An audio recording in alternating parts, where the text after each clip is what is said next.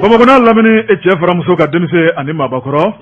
Tarawele an bɛ bɛɛ lajɛlen fo ka bɛɛ lajɛlen waleɲuman dɔn bɛɛ lajɛlen ka y'an sigitɔla ye kunnafoni balan kɛnɛ kan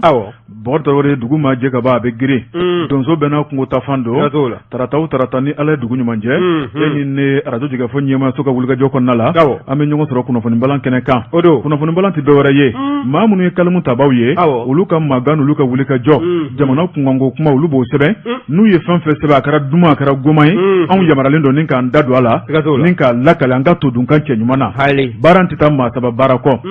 bi sɔgɔmada in na nɛgɛ kɛrɛfɛjuru bɛ Jibi bolo ale kɛmɛ ka samantan yaasa kumakanw ka mɛn diɲɛ fan bɛɛ e ni ne kunnafoni kɛmɛ ka da sɛbɛkɔrɔ sɔnsɔn politiki kuma 8 mars kuma jamana lombo lamalen don jamanadenw hakilina ye mun ye a na ɲɛnabɔ wa a tɛna ɲɛnabɔ wa a bɛɛ sɛbɛnnen don e ko cogo di k'a fɔ Jibi a ka fiɲɛ bɔ an sen kɔrɔ o bɛ bɛn Jabate naamu ne ko bala cogo bɛ di Bukari Tarawele joona ne bɛ n tigɛ don Nouvelle Horizon Fasiriba n'o ye Etoguna A Tarawele a ko Bukari Tarawele ɲin tɛ maa min da o sɔrɔ kun tɛ gɛsɛ nɔfɛ kɛlɛ la Fasiriba ko UR2 n'o ye Ala ma hinɛ na Sumayila Sise ale ka tɔn belebeleba Bukari Tarawele tɔn in o kuma fanga bɛ fɛ ka dɔgɔya dɛ Ala ni bɛnbaliya sababu Fasiriba ko a ko min ye sama-samani barika bonyalen bɛ an bɛ don min na ko bi nka a ko a mana mɛn cogo o cogo maa minnu ta ye tiɲɛ ye k'u ka tiɲɛ bɛ segin u ma Fasiriba ko kunun tɛnɛn n'o bɛnna marsikalo tile 14 ma min ye URD ye jamakulu 2 tun bɛ ɲɔgɔn na ɲɔgɔnna in bɛ tali kɛ mun kan Bukari Tarawele min ye tɔn kelen kɔnɔna ye maa 2 kan mɛn k'i kanabɔ k'olu ye ɲɛmaa ye Gɔɲɔ Kulubali ale y'a ka congrès kɛ Bukari Tarawele janvier kalo tile 16 o n'a nɔfɛmaw ko Gɔɲɔ olu ka président ye Professeur Salifou Sanogo Bukari Tarawele ale min ye premier vice-président ye kabini Sumayila ntanyana ale yamaruyala ale ka kɛ tɔn ɲɛmaa ye fo ka taa fɔ sa ko bɛnkɛra ni ka congrès kura labɛn Fasiriba ko Bukari Tarawele min ye tɔn kelen ye ɲɛmaa 2 ye a dɔ bɛ dɔ la maa kelen kɔni b'a kunfɛ Fasiriba ko min ye Professeur Salifou Sanogo ale n'a ka jama olu y'a jira k'a fɔ min kɔni ye tɔn kɔni k'a kɔnɔ sariya kan sɔsɔra Bukari Tarawele k'olu tɛn'u sigi k'o lajɛ min ye URD ye ko tɔn barikama don tɔn belebeleba don jamana in kɔnɔ wa tɔn don Bukari Tarawele min kɔni bɔ ka bin o tɛ tɔn min kɔnɔ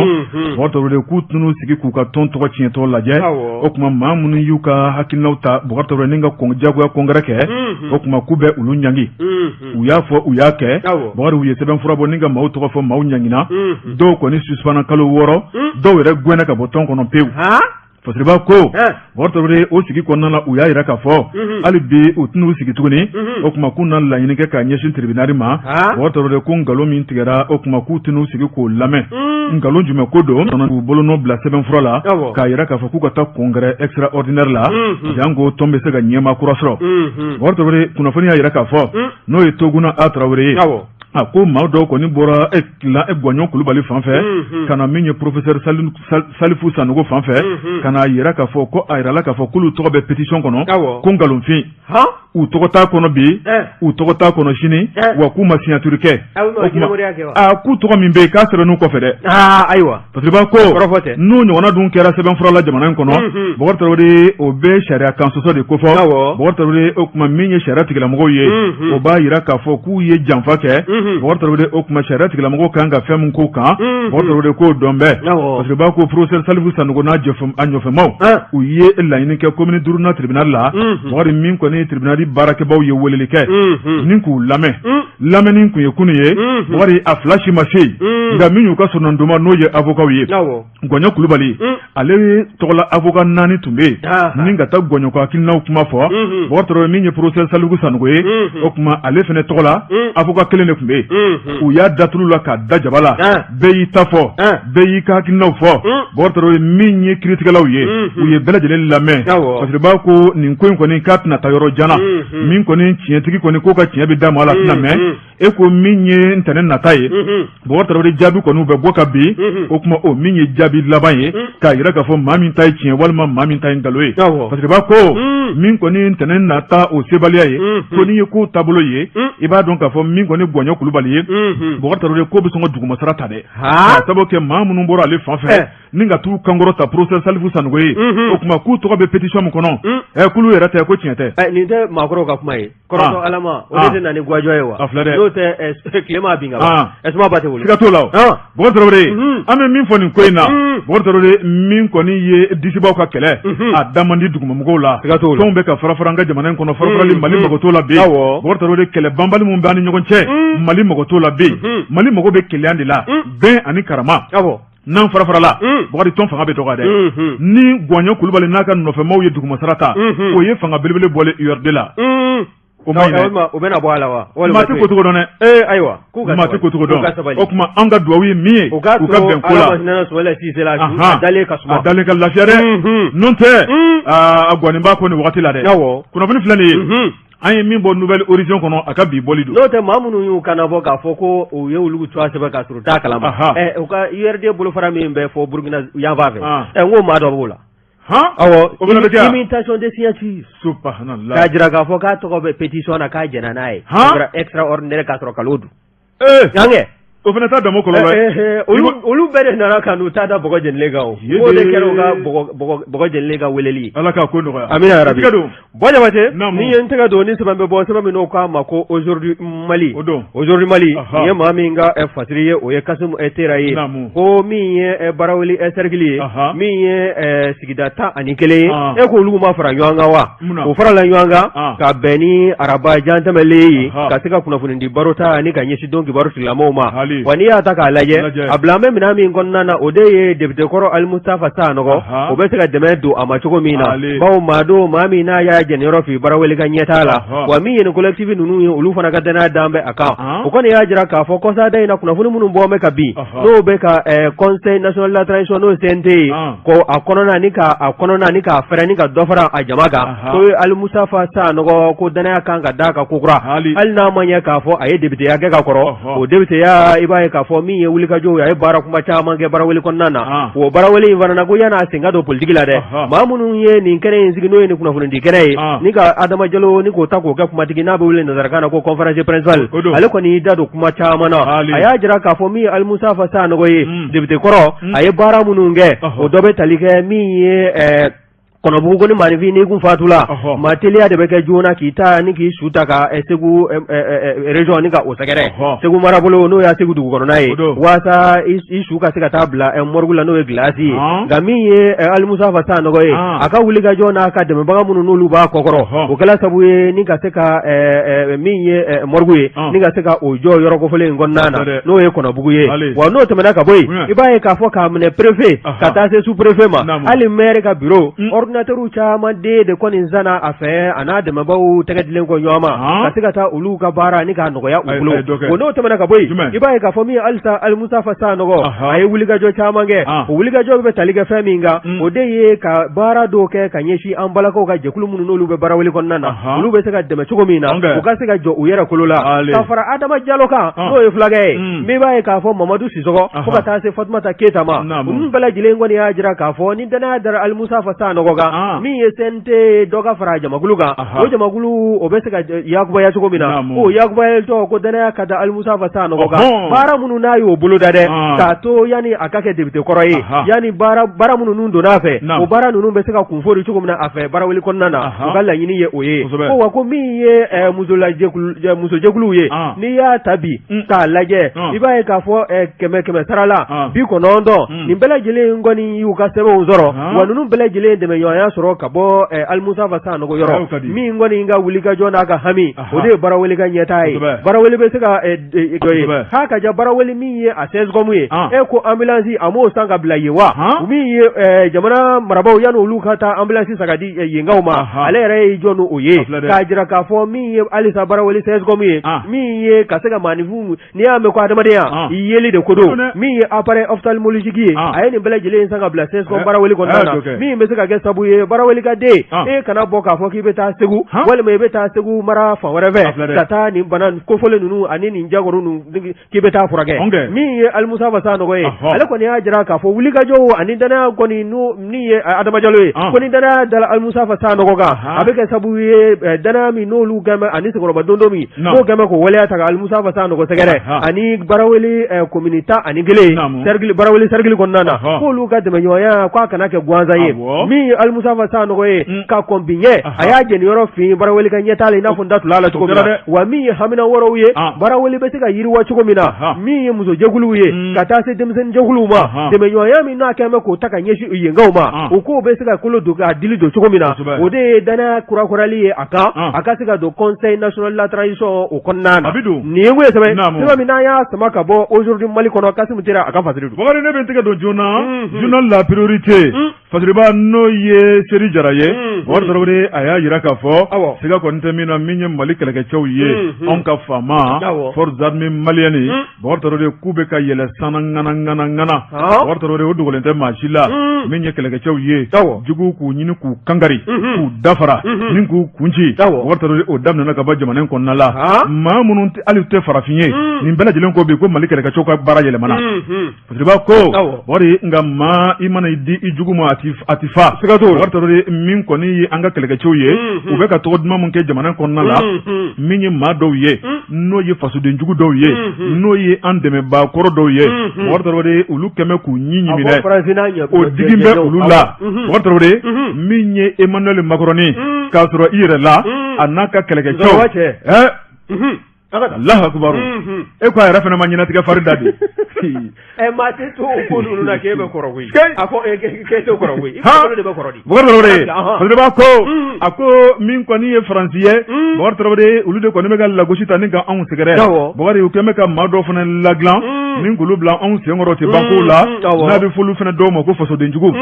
Bakari Tarawele a ko donso bɛɛ n'a ka kungo ta fan dɔ a ko ni dɔw ka hakilina ye jamana ka dilan jamana ka furan k'a jɛ jamana ka kɛ jamanadenw sago ye o man di dɔw ye jamana ka bila kɔfɛ o de ka di dɔw ye an ka dɛsɛ o de ka di dɔw ye Mali yɛrɛ ka bila juguw bolo wa o de fana ka di maliyɛn dɔw ye ne bɛ min da o kan o de ye embargo ko k'a daminɛ ka na bugɔ sisan la ne kun y'a fɔ dɔw ye depuis janvier kalo tile 9 dugujɛ ka bɛn a tile 10 ma ko anw bɛ se ka ɲɔgɔn ka fori ka se sisan ma dɔw b'a fɔ ko kalo don a fɔra don ko Ala bɛ yen dɛ a kuma la a fɔra ko Ala bɛ yen u jigila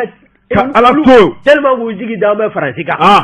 Faransi t'a la ye dugamasakɔrɔ an b'a dogo don an b'a fɔ k'Ala ka doni y'u Faransi n'a dɛmɛbagajuguw kan minnu b'u ɲinɛ an kɔ an tɔɔrɔlen don sa Ukraine ko tɛ k'u ɲinɛ an kɔ ni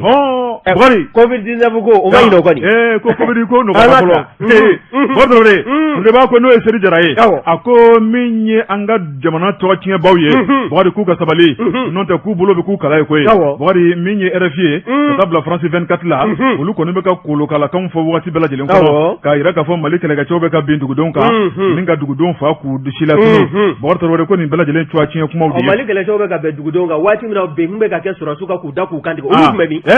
cogoya tiɲɛ don u kana n'an sigilen ta kɔrɔ bɔ Bakari Tarawele parce que b'a ko a ko Mauritanie jamanaden minnu tununa Bakari Tarawele ko nin bɛɛ lajɛlen janfaw de ye ni ka tɔgɔ tiɲɛ ta k'an ka kɛlɛkɛcɛw sɛgɛrɛ nka u tɛ se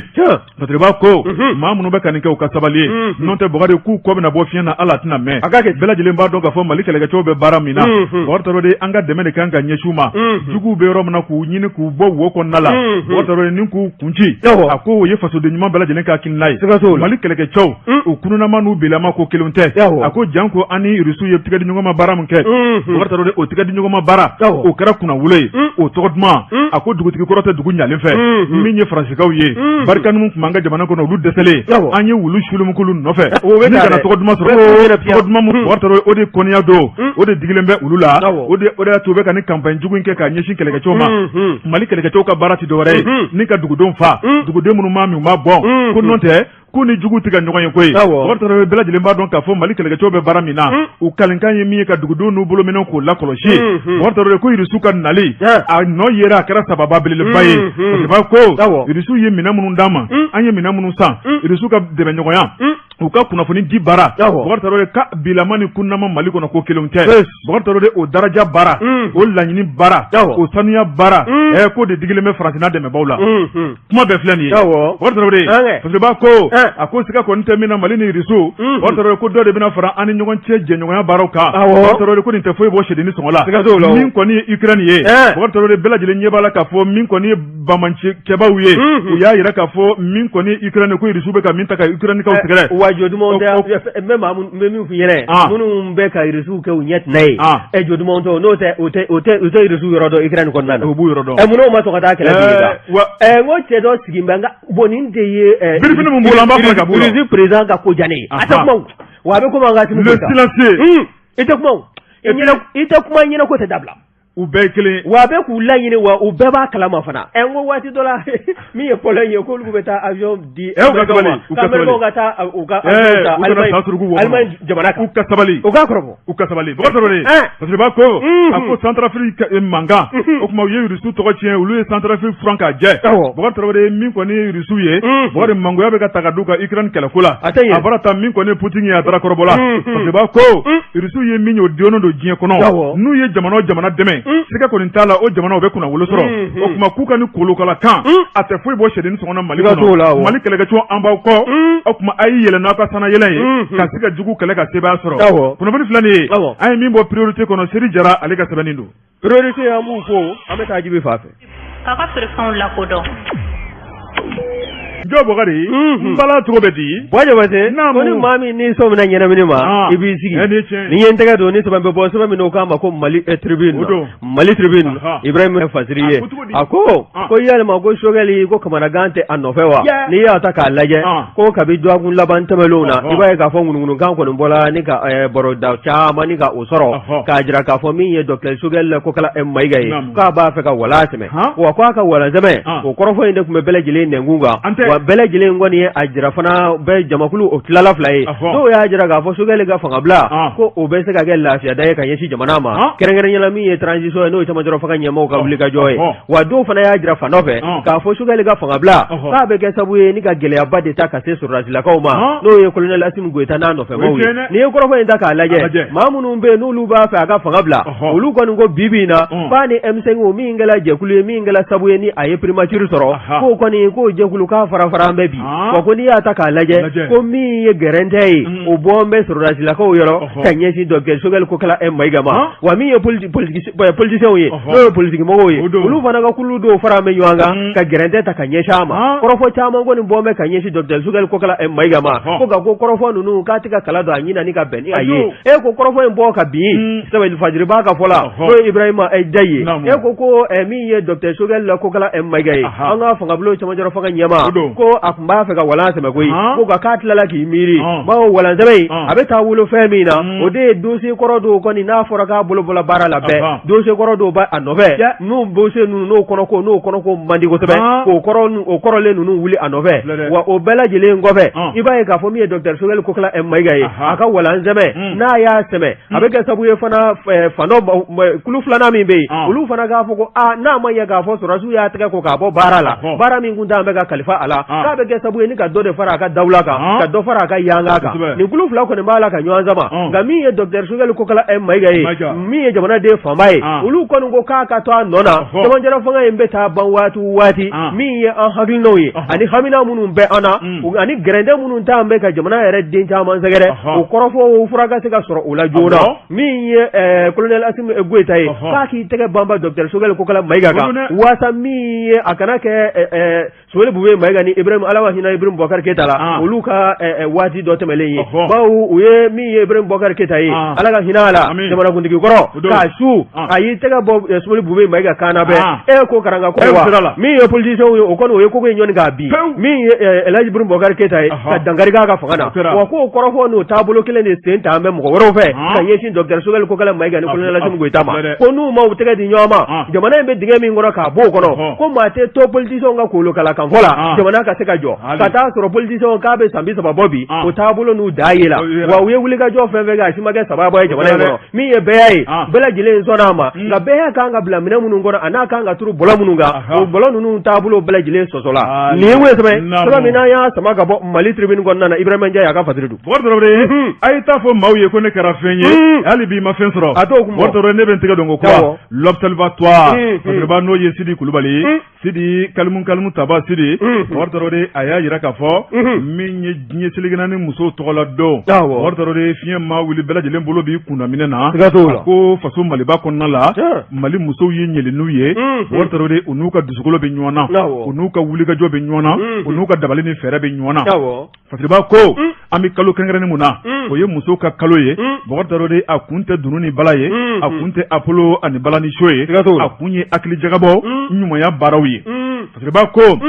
a ko min ye dankɔrɔba dɔ bɛ Bɔkari Tarawele ale tɛ daga sunɔgɔ la a bɛ wulikajɔ la Bɔkari Tarawele hinɛ ani makari Bɔkari Tarawele ɲumanya o de ye ale taamala ye n'o ye mouvement politique et citoyen an b'i kɔ n'o fɔra ka ban maa kelen min bɛ yi ɲɛfɛ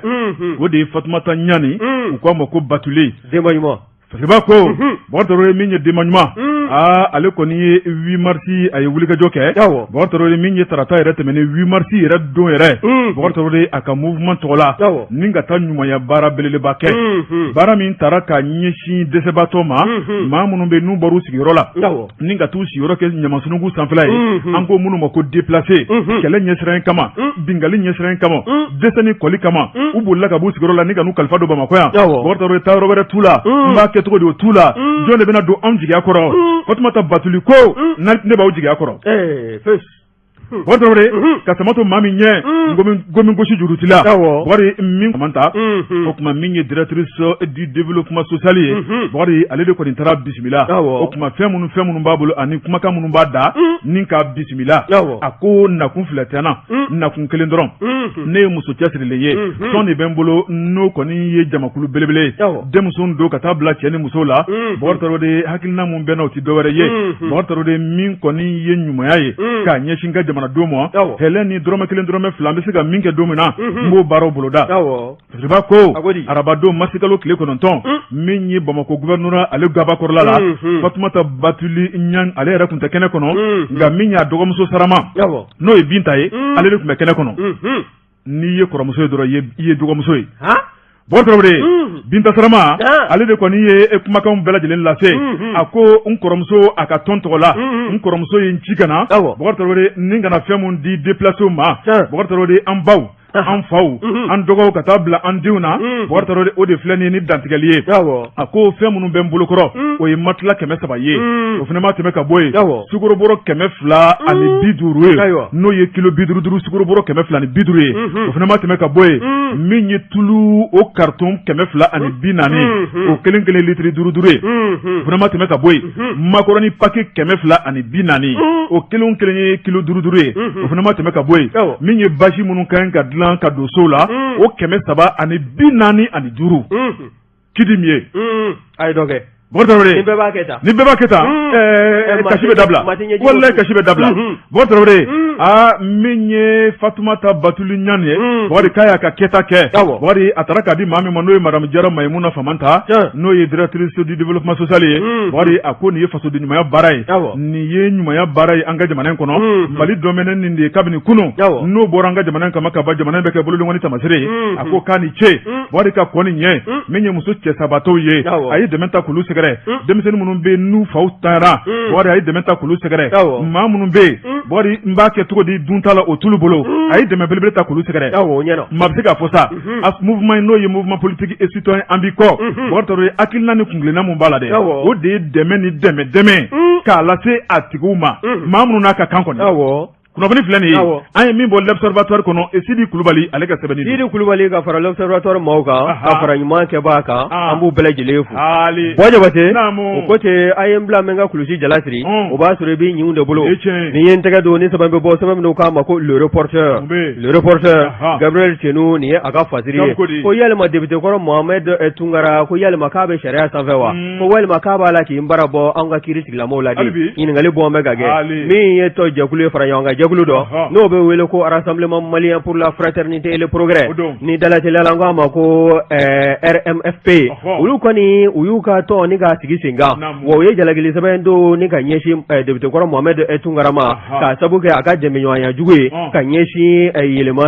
Kayi mara kɔnɔna na yɛlɛma ni ka taa se ɲɔrɔ ma ani Kita min ye maa dɔw bɛ k'olu kɔni balo ka hakɛ sɔrɔli la n'o bɛ jɔnya ani ka o kofɔ k'a jira k'a fɔ min ye faso in taabolo kɔrɔ ye k'o siraw de b'a la ka taama ka taa sɔrɔ an bɛ bi don tile min na min ye anw ka jamana sariya sunba ye a bɛ adamaden kelenna bɛɛ lajɛlen ka hakɛ d'i ma siya woloma tɛ a la diinɛ woloma tɛ a la denmisɛnnin maabakɔrɔ bɛɛ lajɛlen dama ka kan a la wa n'i ye kɔrɔfɔ in lajɛ min ye ɲagili sɛbɛn in kɔni ye a donna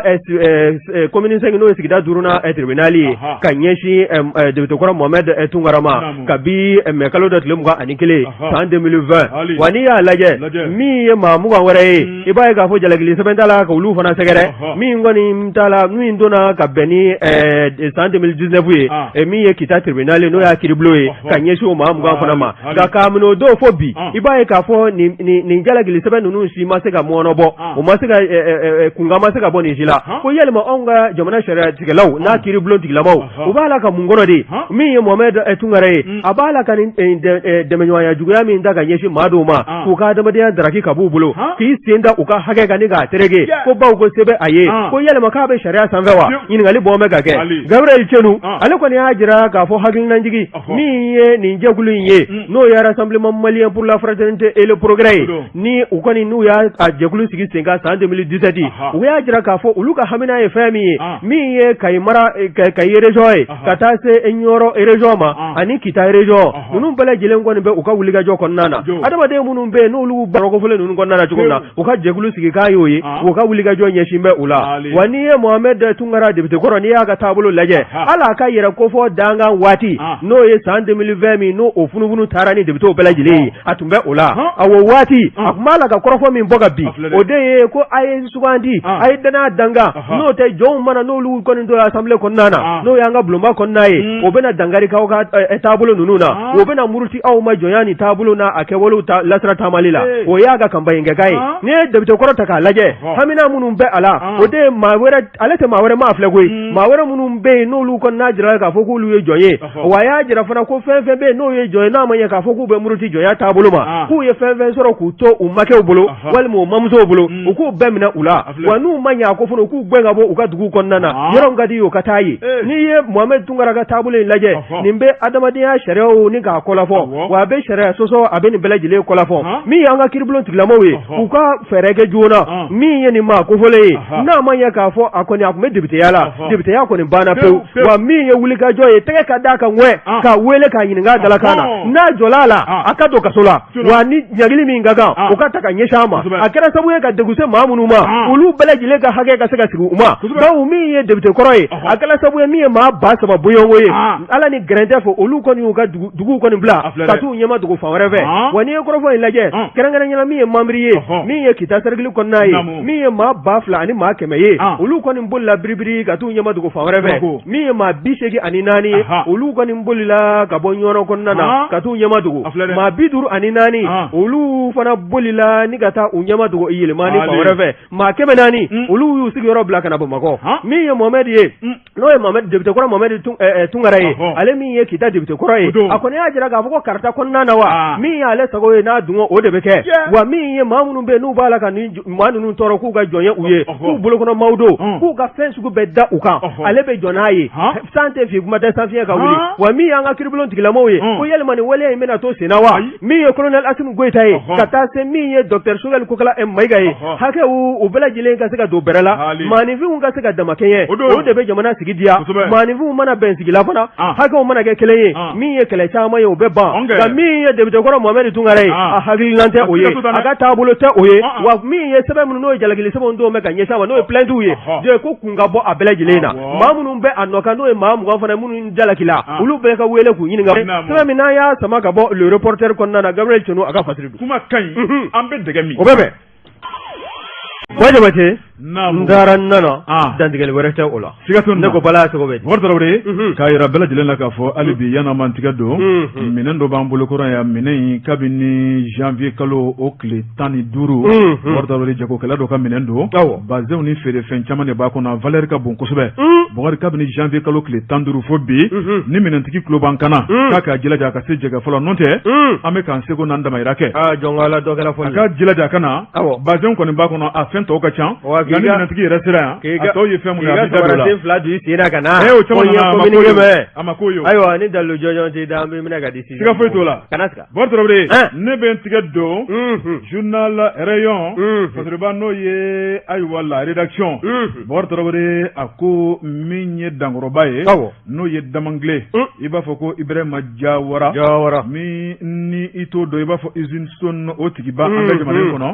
Bokar Tarawele min ye Ibrahima Jawara Bokar Tarawele i b'a ye k'a fɔ a ye taama dɔ boloda ni ka taa ɲɛ da a yɛrɛ ka kɛwale baara dɔw kan Bokar Tarawele min kɛra kunnawolo belebeleba ye fasiriba ko cɛ kelen bolo caman don i bɛ groupe ale ɲɛmaaba don i bɛ groupe ale bɛ bolofaraw ko fɔ Bokar Tarawele masigalo tile 3 san 2022 wari i projet belebeleba dɔ o kalifalen b'a la Bokar Tarawele ala ni a ka baara kɛcogo ɲuman min kɔni ye wuli ka jɛ o taara ni ka taa ɲɛ da baaraw kan baara bɛ ka kɛ dangana min kɔnɔ baara kɛcogo ɲuman Bokar Tarawele ni ka taa lajɛ a bɛ kundama mun na maa kelen taama man di Bokar Tarawele taama in a kɛra ale ni Soma Pep o ɲɛmaaba n'o ye Bakari Kulubali Bakari Kulubali bɛɛ lajɛlen b'a dɔn k'a fɔ sɛbɛkɛla don Bokar Tarawele n'a ye min fɔ siga kɔni t'o la o y'a lakika ye o tuma min ye Ibrahima Jawara Bokar Tarawele jɔyɔrɔ min kalifara la i b'a ye k'a fɔ u taar'u ɲɛ da a baara kɛtaw kan o ti dɔwɛrɛ ye Banque Islamique de Développement Bokar Tarawele olu ye dɛmɛ kɛ ka Mali sɛgɛrɛ ni k'a yira k'a fɔ jiko gɛlɛn min bɛ Mali kɔnɔ ni ka nɔgɔya don kow la nɔgɔya don kow la appel d'offre international du bolo dara o ti Mali dɔrɔn bilen dɛ min ye wari bɔbaa Banque de Développement ye nka min kɔni ye diɲɛ seli naani bunako kan jɔn de bɛna se kɔnɔ o jiko baara kɛ Mali kɔnɔ Bokar u y'a lajɛ sɛbɛnfuraw lajɛ k'a tɛntɛn a yirala k'a fɔ sɛbɛnfura mun ka ɲi n'a bɛɛ ye min cɛ ka ɲi min bɛ se a baara la minɛnw b'a bolo Bokar Tarawele o de ye Ibu Group Ibrahima Jawara Damangile nin ma balina Bokar Tarawele a ka bolofara min bɛ yen Bokar Tarawele i b'a ye k'a fɔ jɔyɔrɔ in kɔni o taara ka kalifa ale la Bokar Tarawele janko nin baara ɲuman in o bɛ se ka boloda cogo min na a ko an bɛ don min na ko bi min kɔni ye Ibrahima Jawara Bokar Tarawele min kɔni ɲɛ dali baaraw kan baaraw kɛcogo ka ɲi a kɛra yɛlɛ ye a kɛra farifoni ye a kɛra nisɔndiya belebeleba ye min kɔni y'a ka baarakɛyɔrɔ bolofara min bɛ yen n'o ye builders ye Bokar Tarawele ale kɔni de bɛ nin baara in kan k'a kɛ parce que b'a ko maa min tun bɛ min ye Soma Pep tɔgɔ la o ye directeur général Bakari Kulubali n'i y'a lajɛ min ye builders ale fana directeur ani directeur technique Bokar Tarawele o fana tun bɛ taama kɔnɔna la a y'a yira k'a fɔ min ye nin baara belebeleba ye n'o ye nin jibonto min bɛ ka dilan Mali kɔnɔ ko Mali dɔrɔn tɛ koyi jamana 6 farafinna kɔnɔ u garisɛgɛ don o fana n'a ye Bokar Tarawele n'i y'a lajɛ min ye chinois fɛ ka taa bila min kɔni ye larabu fɛ Bokar Tarawele ka taa bila fo Dubai ni ɲɔgɔnna baara kumaba bɛ ka kɛ diɲɛ fantan naani bɛɛ lajɛlen kɔnɔ o bɛ baara ɲɛdɔn ko fɔ o bɛ danaya ko fɔ maa i bɛ se min na i bɛ se o la e tɛ se min na i tɛ se o la dɛ parce que b'a ko ne ni ɲɔgɔnna hakilinaw taara ni ka Ibrahima Jawara sɛgɛrɛ Bokar Tarawele o man ka kɛ balinako ye sabu maa min don a n'a ka dusukolo bɛ ɲɔgɔn na kabini usines bɛ kelen na Bokar Tarawele an bɛ don min na ko bi usine yirika de b'a bolo a ko o ma sɔrɔ daga sunɔgɔ la o sɔrɔla wulikajɔ ni sɛbɛ de kɔnɔna la a ko an bɛ don min na ko bi maa minnu bɛ ka baara k'a bolo o ye mɔgɔ bayirikaw de ye Bokar n'i y'a lajɛ ka dɔ bɔ baarakɛbaliya la maa minnu bɛ n'u kan ka dɛmɛ n'u kan ka bonya Bokar Tarawele o belebele dɔ ye Ibrahima Jawara ye parce que b'a ko jibonto min Bokar ni laɲini kɛra fɛ n'a bɛ k'o baaraw boloda o tuma min ye jibonto belebele 2 ye Bokar kelen bɛ yen o ye litiri 500,000 ye o litiri 500,000 o château o bɛ ka dilan la sa Bokar Tarawele n'o banna ka ban min kɔni jiko kɔni o gɛlɛya banna o ma tɛmɛ ka bɔ yen min ye réservoir wɛrɛ bɛ yen Bokar Tarawele o ye litiri 400,000 ani 100,000 Bokar o bɛ ka dilan Misira a ko n'o fana banna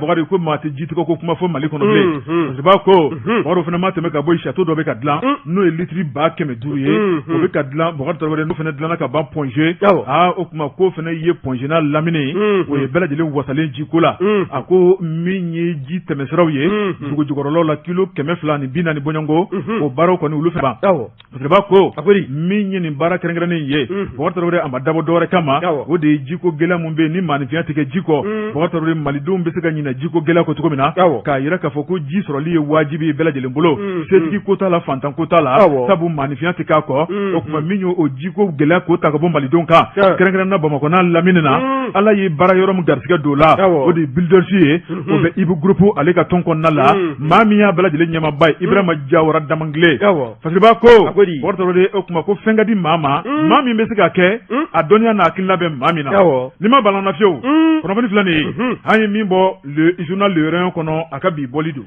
Bɔjabate ko joni jalaki tɛ maa ni dugumɛnɛ cɛ yɔrɔ furan ka jɛngo ɲuman kɔ ni ye n tɛgɛ don ni sɛbɛn bɛ bɔ sɛbɛn min n'o k'a ma ko le guido k'ale bi ko tosira tɔ k'an k'a guwan dɛ min ye force anti terroriste ye e ko a fana a ma bɔ k'i jɔ kɛnɛ kan wa min ye force spéciale anti terroriste ye o kɔni de filenkolonci la k'o da kolonci ɲɛmaw fɛ o kɛra kun minnu kama jamanaden kelen bɛɛ lajɛlen bɔra o seere ma min ye force anti terroriste ye fati ka se ka o sigi sen kan forçati ale kɔni jɔsila ka bɔ yen ka sira di min ma o de ye fati ye a bɛɛ lajɛlen kɔni bɛ force anti terroriste ko fɔ nka fɔcogo tɛ kelen ye fɔlɔ min n'o jɔsila ka bɔ yen o de ye force spéciale anti terroriste ye wa n'i ye filanan in lajɛ o de ye fati ye force anti terroriste o kɔni n'i y'o ta k'o lajɛ min ye ɲɛmaa kɛrɛnkɛrɛnlen ye o kɔni n'o bɛ a commandant fɔ n'o ye commandant de force anti terroriste n'o ye comme fati ye o kɔni o bɛ suganti ka bɔ jalatigi kunda n'o ye officier supérieur dɔ ye ale bɛ suganti an ka ministre ka laadala ɲɔgɔn ye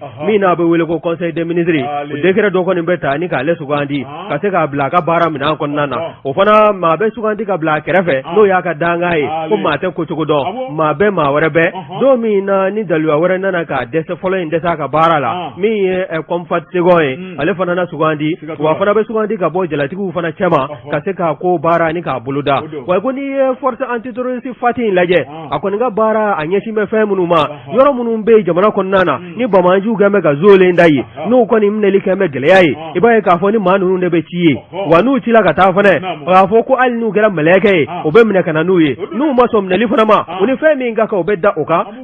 hakiliw b'o ko faamu n'i ye ko in ta k'a lajɛ min ye fati ye a kɔni a sigi sen kan i b'a ye k'a fɔ ni kura min selen filɛ nin ye a la min ye Amadu Mayiga ka fɔ la a ko kow bɛna kɛ sabu ye min ye bamanciya wale ye ni ka dɔ fara a kɛlɛli a yanga kan min ye anw ka jamana ye ka se k'a don an taya la k'a don bɛrɛ la wa ni ye comme fati n'o ye commandant seconde force antiterroriste ye n'o ye ɲɛmaa fɔlɔ ka danga ye ale fana ka baara bɛ ɲɛsin fɛn min ma min ye poste de commandement ye n'o ye PC opérationnel ye o bɛ ta ni ka di a ma wa PC opérationnel n'o ye poste de commandement ye o bɛ ta fana min ye jɛkulu fila de bɛ o kɔnɔna na ani ba olu minnu bɛ n'olu kan k'a ka hakilinaw ni k'a labato n'o ye ordre ye ni ka se ka a kɔnɔko ni k'a waleya o bɛ tali kɛ fɛn min kan o de ye garde nationale force antiterroriste ka taa se gendarmerie nationale force antiterroriste ninnu fila de fara bɛ ɲɔgɔn kan ni ka kɛ force antiterroriste fati ye wa n'i y'a lajɛ ni maa ninnu bɛɛ lajɛlen kɔni degi bɛ kɛlɛ suguya bɛɛ lajɛlen la gɛrɛntɛ bɛ fan o fan fɛ kɛlɛ kɔni mana bɔ ngalakolo la walima a mana bɔ kɔrɔ wali tilebi bani baba o kɔni disikolo kɔni waa bɛ ni k'a kunbɛn n'i y'a lajɛ min ye force antiterroriste ye u kɔni u ka wulikajɔ ma dugu maa na hali n'a sɔrɔla a kɔrɔfɔ kuncɛcogo a ma ɲɛ anw ka jamana in kɔnɔna na yan nka u y'u jeni yɔrɔ fi jamana fan caman fɛ kɛrɛnkɛrɛnyala min ye jamana cɛmancɛ bolo ka taa se kɔrɔnfɛla ma murusilaw n bɛ bamanciya fari ni k'o da o e ni fati ɲɛ de ma kɛ naani ye n'aw ne kɛra naani ye i ta bɛ tunu i bɛ ta tunu kana siga ni fɛn min b'i kɔnɔ o bɛ bɔ i kɔnɔ wa ni maramafɛn b'i bolo i b'a ye o maramafɛn yɛrɛ o kan ka baara cogo min na o cogo bɛɛ lajɛlen bɛ bɔ e hakili la min ye fatimaw ye o kɔni kalan bɛ nin taabolo ninnu bɛɛ lajɛlen kan o bila an bɛ minisiri min ka danganiya kɔnɔna na o de y'an ka minisiri min n'o ɲɛsin b'an ka jamana kanako ma n'o ye ministre de la sécurité intérieure de la protection civile ye o bɛ baara min na a baara dogon tɛ maa na o ka baara a ɲɛ yela wa u ka wulikajɔ bɛɛ lajɛlen bɔ nin bɔn bɛ a nafa kalama o kɔni u tɛ kuma o ni sɔrɔsiw taabolo bɛɛ lajɛlen ye kelen ye u ka kuma man ca u ye man di yɛrɛ ni y'u ye n'u bɛ tɛmɛ ɲɔgɔn na k'a sɔrɔ maa minnu don tasuma don ni y'u ka baara kɔni boloda walima ɲɛmaa k'u bila baara la a ye taa nin kɛ jamana tɔ la u bɛ baara in kɛ i n'a fɔ a laɲiniw fɛ cogo min na min ye maaw ye o kɔni k'u do bɛrɛ la min ye bamanciya wolo bɛ boloda maa minnu fɛ nin kun ye sɛbɛn min n'an y'a sama ka bɔ le guido kɔnɔna na Amadu Mayiga a ka fasiri Amadu Mayiga badabada Amadu Mayiga an b'a fɔ ka waleɲuman dɔn a ka sɛbɛnnikɛlaw bɛɛ lajɛlen Umaru Tarawele ɲɛmaayaso tun ye min suma k'a kan kun nin y'o bɛnbɛnnen ye Umaru Tarawele ka bɛɛ lajɛlen fo ka bɛɛ lajɛlen waleɲuman dɔn nka Bukari nin ye folikan kɛrɛnkɛrɛnnen ye Bukari min ye karankaw ye u ye radio Jɛgafɔ bonya sabu alamisa don radio Jɛgafɔ tun welelen bɛ Karan bɛ Kangaba marabolo la commune urbaine don sabu burusokɔnɔna don nka n'i y'a jateminɛ commune urbaine don sariya minnu bɛ yaasa commune rurale bɛ kɛ urbaine ye Karan y'o sariyaw dafa ka ban Bukari Tarawele min ye yen maire ye ni Ala ma hinɛ na Jibril Nama Keta a bɛ tiɲɛ so bi a fatura dɔgɔkun kelen a fatulen a muso n'o ye Asetu Samake o fana fatura u ye ŋaniya ɲuman ni wulikajɔ min kɛ karankaw ye min ye Karan musow Karan cɛw ressortissants u y'a yira k'a fɔ muso tɔgɔla seli n'o ye 8 mars ye